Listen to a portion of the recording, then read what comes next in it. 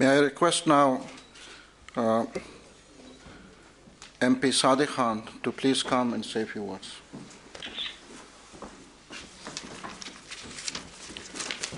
Bismillah ar-Rahman ar-Rahim.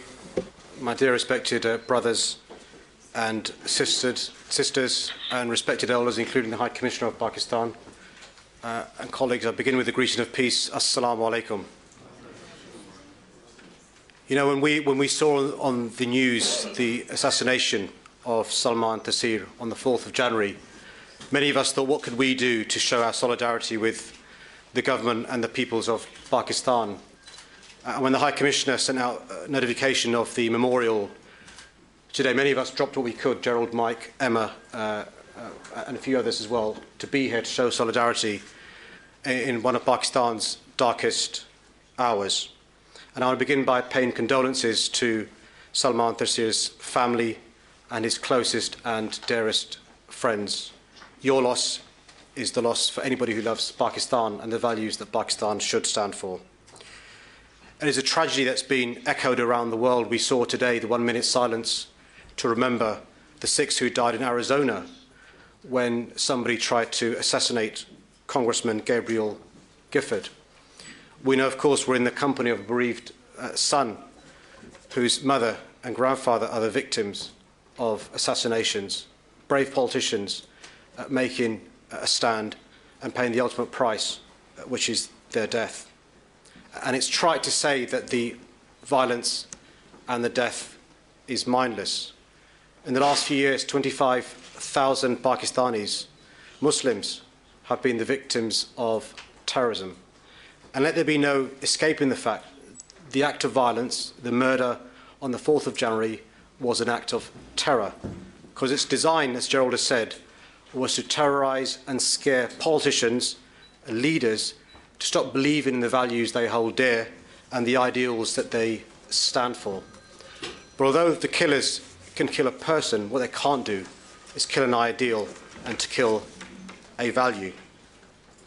And you know what breaks my heart as somebody who tries to follow the faith of Islam, what breaks my heart as somebody who is of Pakistani heritage, what breaks the heart of many who are here who aren't Pakistani heritage but love Pakistan and love the faith of Islam, is that the killers use the faith of Islam and the Islamic Republic of Pakistan as justification for the death of the late governor. And I say this as somebody who tries to be a Muslim and is of Pakistani heritage, not in my name. This death and this killing is not in our name. We've got to send that message loud and clear to anybody who wants to throw petals to the killer, to anybody who wants to go in a demonstration to welcome and rejoice of the fact that the late governor has died, that this is not in our name. And it's really important that message is spread. We know from the sayings of the Prophet, peace be upon him, that's been talked about, but also from the sayings of secular scholars, that you judge a society by how it treats its most vulnerable. How do we think Pakistan is judged today, bearing in mind how she treats its vulnerable?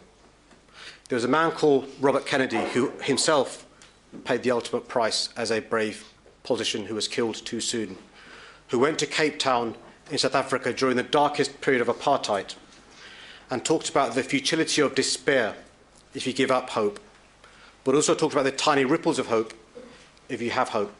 I was in Pakistan last year during the natural disaster, the floods. Pakistan has been the victim of man-made disasters and natural disasters, but I think the Pakistani people have the resilience.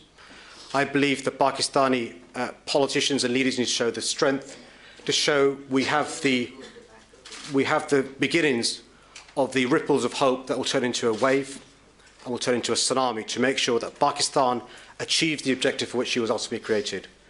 I end by saying my thoughts and prayer with the family of the late governor.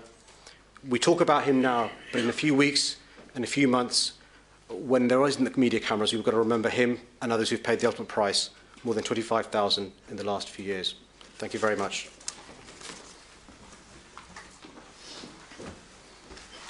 Thank you, MP Sadiq Khan.